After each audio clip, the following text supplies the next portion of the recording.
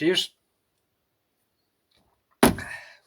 Alright, you bastards, this is Some-Belgian-prepper. Today we're going to talk what to do if you are at sea on a raft. But first, a little bit promotion, self-promotion. If you're interested in the detective story, this is the first of an 11-part series. The link will be down in the description. It's called Bloody Crosses. And if you're interested in it, I would say take a look and see for yourself. Alright, back to the video.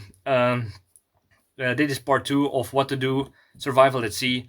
And yeah, if you probably made it onto a raft, yeah, that's the first thing you need to do if a ship is sinking or something like that, where you happen to be in the water.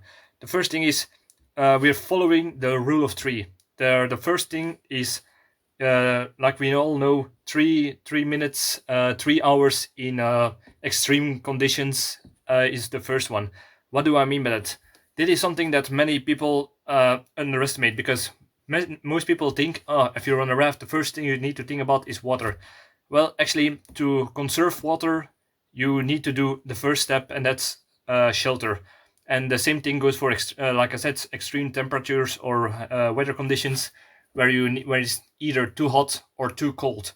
A person can only survive in extreme circumstances like that for 3 hours at the max, depending, and that also depends on the extremity of the weather condition. So the first thing you need to do is get it out of the water as fast as possible, because usually seawater is below the human body core temperature, and even if the water is like in the Pacific warm, you will eventually suffer hypothermia, because usually the temperature is lower than your body heat, and you will eventually cool off to a dangerous level and get hypothermia.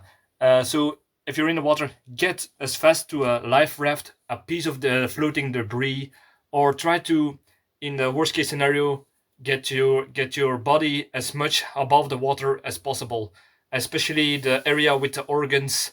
I would say climb to anything, of make an improvised raft out of cans, barrels, plastic bags, boxes, wooden furniture, bottles, trash bags, even wet jeans pants can be taken off. When they're wet, you take some air and you first knot the ends shut with just a knot in the where you put your legs through, and that way you can gather some air and you can float a little bit higher above the water, and that will increase the duration that you can stay in the water before hypothermia settles in, because the organs are the things that you need to get to keep warm the most.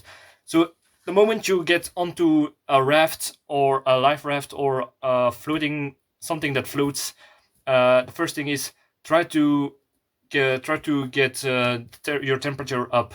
If you're out of freezing cold water, I would advise take off your clothes. Why? Because when you're getting out of freezing water and your clothes are sticking to your skin, that is just a cold barrier that your body will pass its body, that your skin will pass the body heat through it like a conductor. So take clothes off and try to dry them as fast as possible, and try to get new clothes or put something else that is at least dry around you, so your body can gather the heat that it produces better. Once you're dry, try to remain warm and try to stay dry. That's also important, because the sea can be wild, and if you're on a life raft and there is constantly water splatting on you, and especially cold water, that is also a very risk to hypothermia. So try to make something like a rain poncho, or like if you have a rain poncho, put it over you. If you have some plastic bags, trash bags, or something else of plastic, like a tarp or a piece of the life raft itself, try to put it around you so you don't get splashed and get by the water, get wet and get cold, and yet again hypothermia. The same thing goes if it's too hot. When the sun is shining very very hard and you're on a flat ocean without a cover, that could lead to sun cramps, highly temperature of the body that will rise too high. Forgotten the name of the condition, but you know what I mean. Or sun where you start to get sunburns really bad over your whole body. That could be very dangerous. So you try to cover yourself, something to protect you from the sun.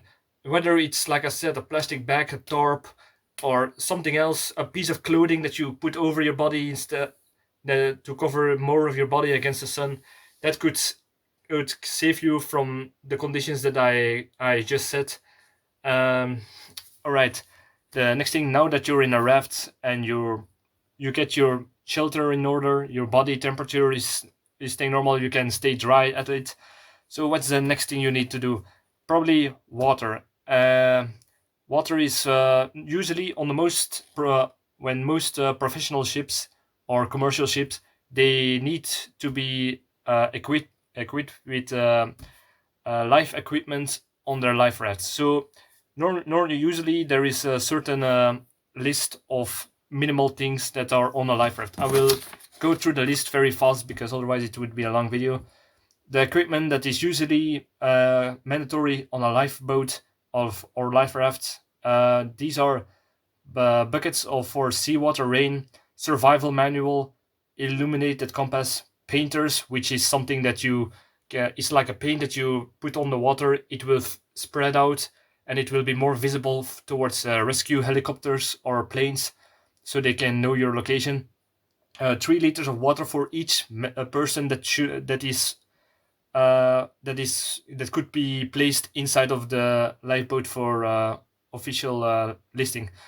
Food rations of 2,319 calories for each person that is supposed to be on the life raft. 5 rocket flares, 4 handheld flares, buoy smoke signals, torch electrics for electric torch for SOS signals, signal mirror, a whistle, first aid in a waterproof bag, a jackknife, a life jacket, 30 meters of lifeline, a fishing tackle, and a fire extinguisher. Those are usually the things that are supposedly should be in a professional lifeboat, but it's not always possible, or you're staying so long on a life raft that you need to improvise some other ways. So the most important then is, like in the in the rule of three, water. How do you get water? There are several ways you can get water. I will show you a few examples that I did in the next clips.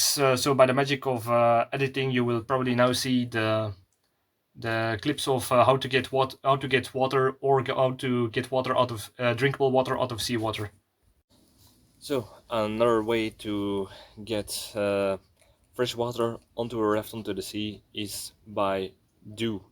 Uh, yeah, dew is the evaporation of the seawater, and you have to try to catch it. So what can you do is you just can take some cloth, just like your shamak, or in a worst case scenario, your t-shirt or something, and in the morning, or when it's getting hot, you can try to make a layer to catch up two things: the morning dew, by just hanging around, just like on a washing cloth, your shamak or piece of clothing, so that the dew will be collected by the fabric. Wring it out and start to wring it out, and that way you have some fresh water. You can at open sea, depending on the climate or the part of the sea that you're, it can be rough. Be careful that the cloth cannot come in contact with seawater, like from springing up water from the waves or something, because otherwise it's no use. Then you got some clothing with salt water in it. So make sure that seawater does not directly come into contact with the piece of cloth that you're going to use.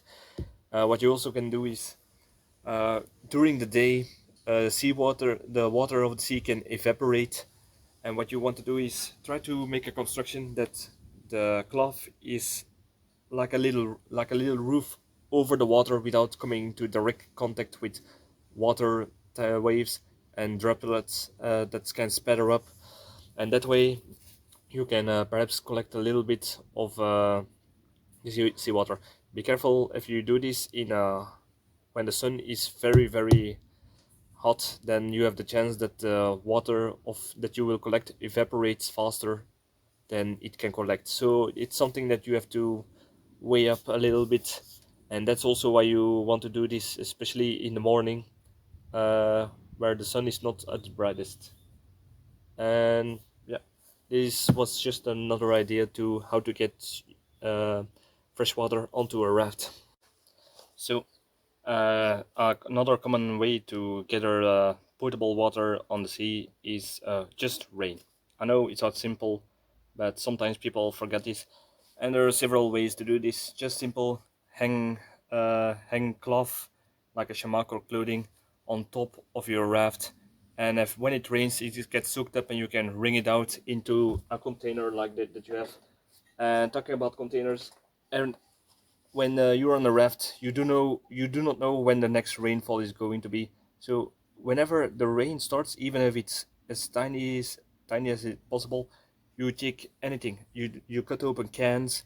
You use every pot that you have, every plastic, even a small box like this. And then it's important that if you collected rainwater, that you do not leave it into the small portions, because then you have more surface where the water can evaporate. So try to put it all into one and try to cover it with a lid so that the water cannot evaporate, and you can keep a hold to it on a more efficient way. Uh, if you have something like a tarp, a piece of plastic, a garbage bag, plastic garbage bag, or whatever, try to open it wide open and try to funnel it into a small hole so you can drip it into in a container that you wish to put it in. Or in the if you do not have a container, take the plastic bag, and when it's kind of full, close it off and put a knot in it so that water is trapped inside of the plastic bag and closed off for when you're about to use it.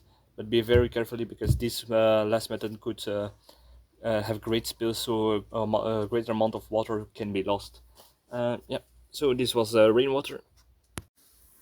So if you're on a life raft or some other place where you only have seawater, that water is not drinkable because of the salt. So you have to get the salt. You have to separate the salt from the water. And one of those ways is with a solar distillation. If you can see, it's a very simple thing that you can make out of very simple components that you will probably find on the raft. So one of those things could be just a can, a soda can, or glass bottles. The principles are just simple. You just have to make you have a reservoir with the salt water. In this case, we're gonna put it in the soda can. We cut off the top so there is an open space where the seawater can evaporate. And then the second part is you need something to collect the how do you say that, the so the water that is the evaporated water. In this case, we're going to use this glass jar that will right fit on top of this, because that's important. The water that evaporates goes up, will be caught against this, and then will start to condensate and drip down. And it is the third component that you will need, something to catch up the evaporated water without coming into contact with your reservoir with seawater. So I put this into the reservoir with the seawater. I put it into a bigger glass jar, and that way the evaporated water will condense, will start to drip down into this glass jar on the outside. And yeah, that's just a simple solar distill to separate water from the salt and the seawater, and this is drinkable. I know it's a slow process, but if you start to do this from day one, when you're on a life raft, you can extend perhaps your stay at the sea for perhaps 1 or 2 days at least. But like I said, it's better than nothing.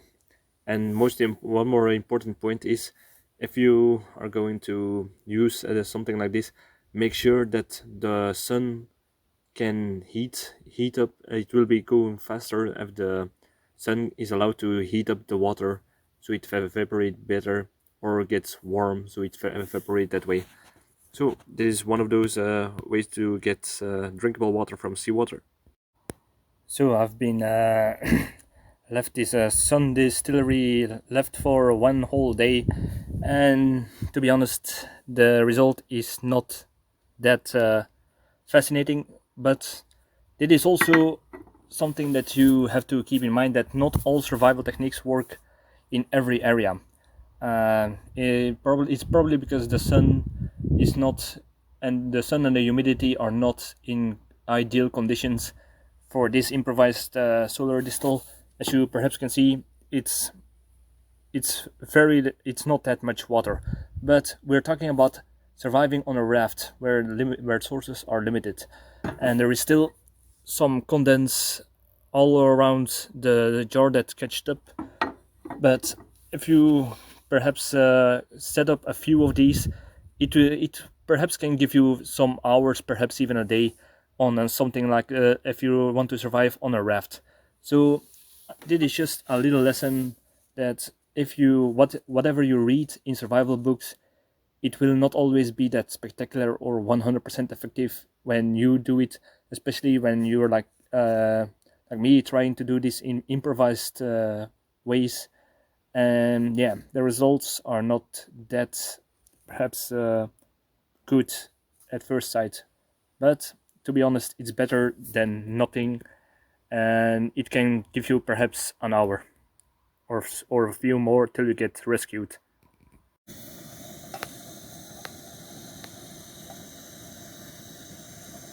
As you perhaps can see, yeah, there is how also a way to get separate seawater, the salt from seawater, and that is just like a sun distillery, but you boil water.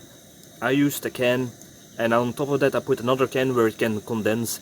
I made a hole where sometimes the water can flow in, yeah, as you can see, and that way you can separate the, yeah, still going, the water from the seawater, the salt from the seawater, and that way you can get potable water in a very quick way.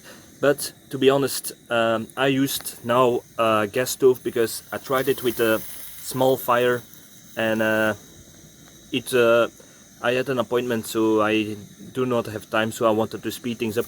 But just the principle is still the same, so that is another way to get seawater. So those were ways to get water onto a drinkable water onto a on something small as a life raft. It's probably not that much or not always that possible, but every in such a survival situation, every drop will count. So be very ration that water like you never did before, but drink as much as you need in order to survive.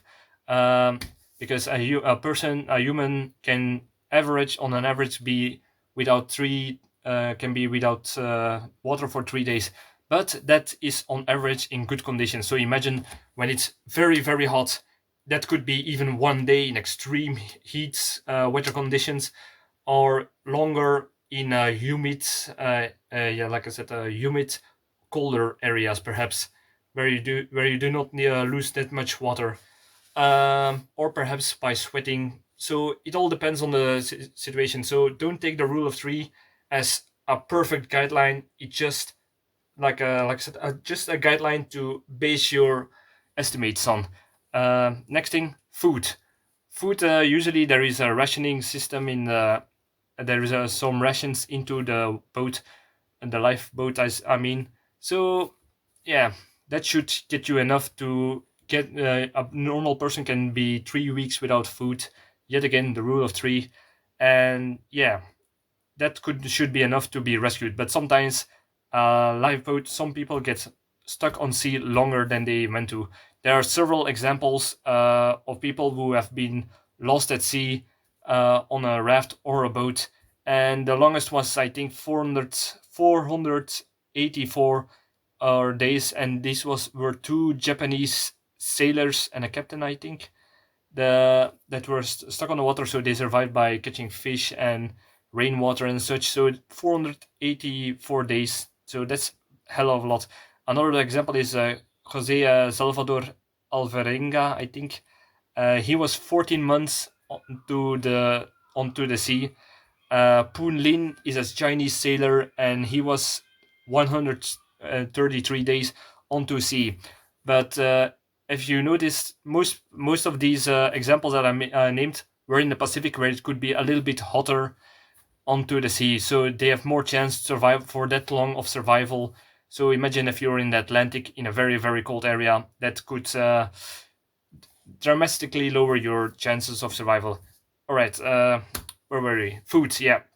If your food is starting to run out, I would advise try to get the means of food earlier on, and don't wait till the food runs out, because if you are going to improvise something or you're going to fish, you will need that energy, and if you're very weak, it's very harder to do that than when you're well fed. So start gathering food from, I would say, day 3.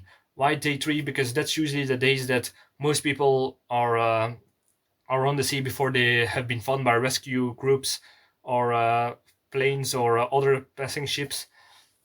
So yeah, food. There are several ways to get food for onto a life raft. First of all, the obvious, fishing. Yeah, it's easier said than done, because fishing is not easy, especially with improvised things. So if you're on a life raft, there is a high possibility that you have these items, or you'll find them on the sea. It's like floating trash in case there is no fishing tackle on the life raft. Let's say just a can opener. A soda can. This thing could be turned into just a very simple fishing implement. I'm gonna take it off. So, if you can see, it is now. If I pierce a hole through this one, that could be an improvised fishing hook. So yeah, if I put a little bit something like that, with a little bit bait and some line from made out of your shoe ties, some nylon rope, or some lifeline from the raft, or perhaps even some floating algae, rips of your or of excessive clothing. Those are all things that you can use as a fishing line together with something improvised like this. You can cut it also out of the can, and yeah, that's perhaps an improvised way to fish. But it's going to be very hard. So that's why I said that you have to do this from the very start, because it will take a long time. And even if you catch fish, it would not be such a big meal. By the way, another thing for gathering food, gathering water, is water from fishes. The eyes, the line along the back of the fish, and the bones, they contain fresh water. So that's just a little tip. The can itself can also be used as something to catch fish. You can cut this open a little bit, and you can tie it to the side of the boat with some piece of rope, and it could be like a funnel where small fishes can gather in if you put some bait into it. Something that you perhaps can figure out. So it's full of improvisation. The same thing goes for just something like a plastic bottle. You will find this everywhere in the world. You just take the bottle and start to cut it open. The reason why I do this now is to show you how quickly you can improvise something like this. Take the top off. You put this bit now here, and now you put some bait into this. You close this, you tie this together, hang it on the side of the boat, and perhaps there is a chance that small fishes will get into the funnel to the bait, and they cannot get out anymore through the funnel. It's like a fly trap. So just a small way to show you how you can improvise. Just use your imagination to improvise a new fishing way of fishing.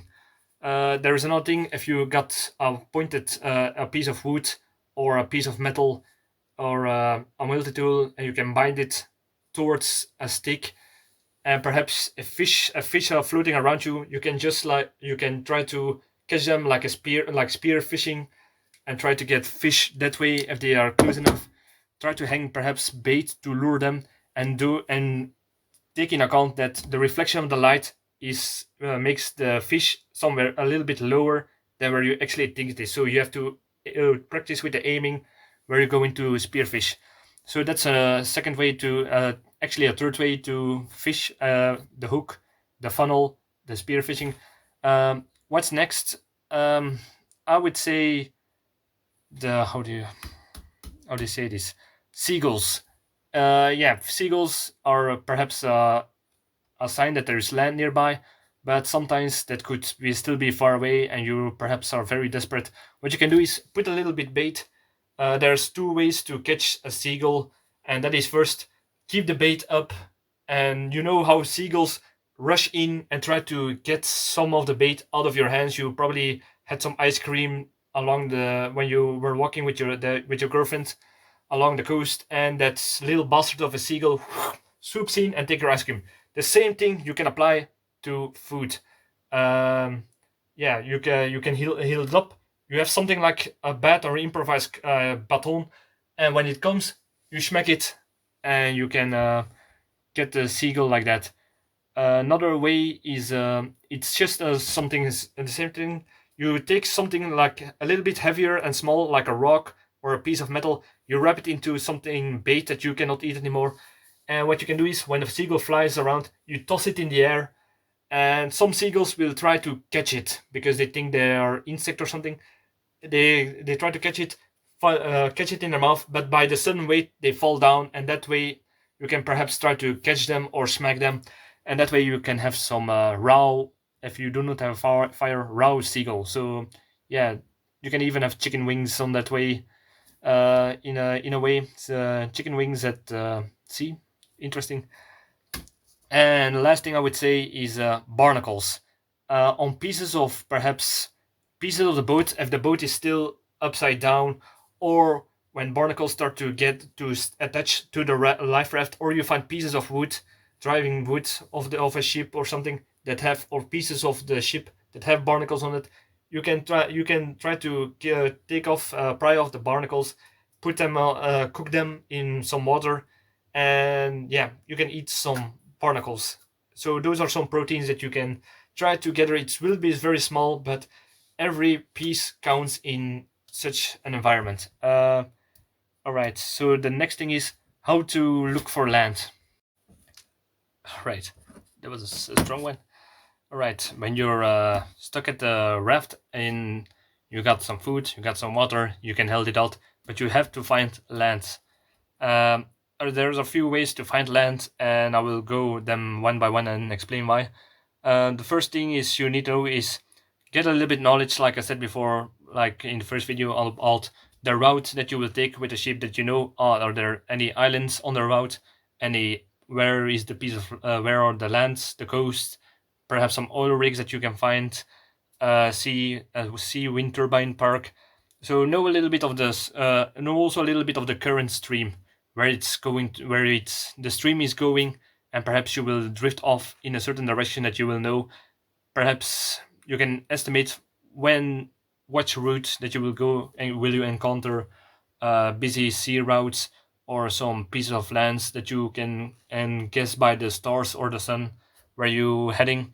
All right. The next thing is navigation with the stars or the sun or a compass if you have it. An improvised compass. I would advise to look at my video about navigation skills. There you can show how you make an improvised compass with just a piece of metal and needle. How you can magnetize it. Another thing is animals. Some species of seabirds. You will know that are going to land at a certain point of the day. Not all seabirds, because some seabirds will spend a very long time at sea. So you have to exactly know what kind of species you're dealing with to know if you want to follow it when it goes back to land or to its nest. The next thing is spending a long time at sea. Others. Oh yeah, that was about the birds. Sight for land. Try to sight for land, but try to not confuse it with clouds or fata morgana. Those are things that you think from, oh, I see land over there, but it turns out it's just a reflection of the evaporating water. It's a fata morgana, or it's just a very low cloud that you mistaken for a coastal area. those things I have seen on the boat myself. So yeah, you could be tricked easily by that if you're very desperate and in panicking.